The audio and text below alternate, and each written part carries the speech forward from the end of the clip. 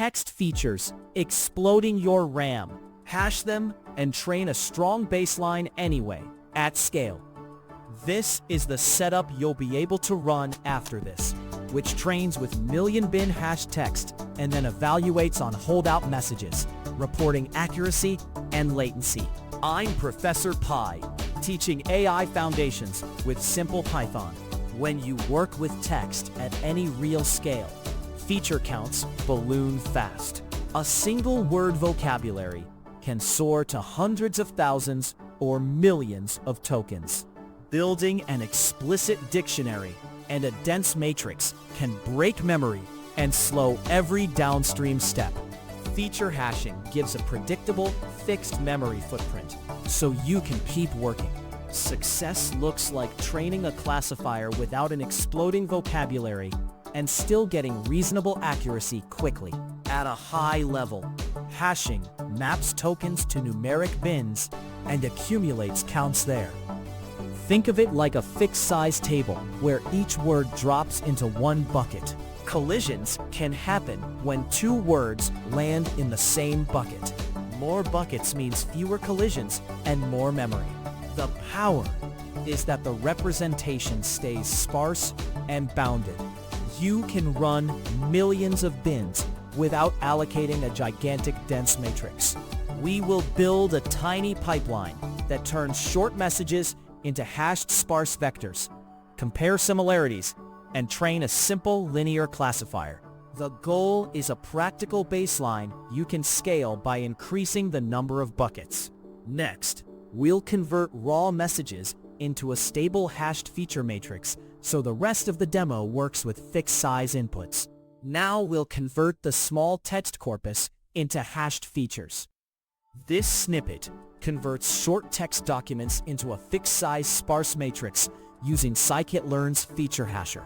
The list docs holds tiny reviews, and each document becomes a counter, so we have token-to-count mappings. The FeatureHasher object defines a stable output dimension with n features and uses input type dict to accept the counters directly. Calling hasher.transform builds a compressed sparse row matrix X with counts placed into hashed columns. Setting alternate sign equals false keeps values non-negative, which is convenient for simple baselines. Increasing n features reduces hash collisions at the cost of a larger vector size. The printed NNZ total shows how many feature bins across all documents were actually used, confirming sparsity. Next, we'll check similarity between two hashed rows to see how hashing preserves relationships. This example measures how similar two hashed documents are using scikit-learn's cosine similarity. The variable q is the first document's sparse row from X, created earlier via FeatureHasher. We compare q against the second document x1, and cosine similarity returns a 1-by-1 array containing the cosine score. Cosine similarity works naturally with sparse matrices, so no DEDS conversion is needed. Because hashing preserves inner products in expectation, this similarity approximates what you'd get from a large bag of word space without allocating it. The printed sim01 value summarizes how close the two texts are, where higher means more similar. Now we'll run a query against the whole set and pick the best match. This code finds the document most similar to a text query using scikit-learn's FeatureHasher plus cosine similarity. The string query is split and wrapped in a counter. Then hasher.transform maps it into the same hashed space as X. We compute cosine similarities between the query vector QX and all document rows in X, then flatten with Ravel for easy indexing. The call to argmax picks the index of the highest scoring match, and we also show its similarity score. Larger scores mean a closer match in the hashed feature space. The printed best I and score indicate which document wins and how strong that match is. Next, we'll inspect collisions by expanding the number of bins and mapping single tokens. This snippet shows how scaling n features in scikit-learn's FeatureHasher cuts collisions. We rebuild hasher with 2 to the 20 bins, and alternate sign equals true, which assigns random signs to balance counts and reduce bias. The set vocab holds unique tokens from all documents. For each token, we transform a one-item dictionary and read the non-zero column index to see where that token lands. We compare how many unique tokens map into distinct columns to estimate collisions. Finally, we retransform the full dataset into X with the new hasher. The printed collisions count reveals whether tokens collided. Here, 0 means each token hashed to a unique bin. Finally, we'll train a fast linear baseline on the hashed features and evaluate accuracy. This code trains a quick baseline classifier on hashed text features using scikit-learn's SGDClassifier.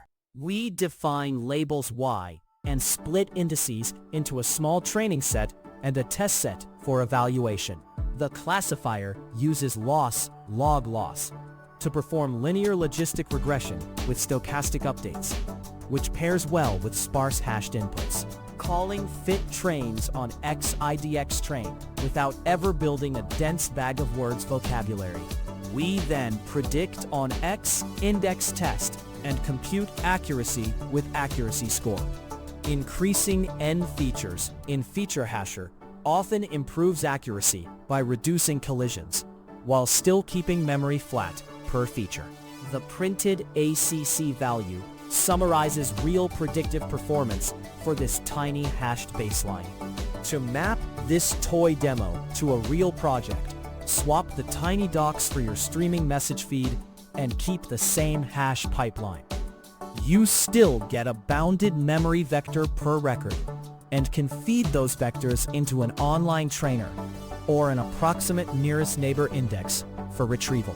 Recap: feature hashing produces fixed-size sparse vectors from text, so you avoid huge vocabularies. Use it when you need predictable memory and fast baselines on large token sets.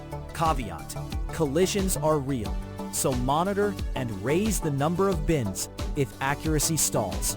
Next step: increase n features and measure both accuracy and latency to find the sweet spot between collisions and memory.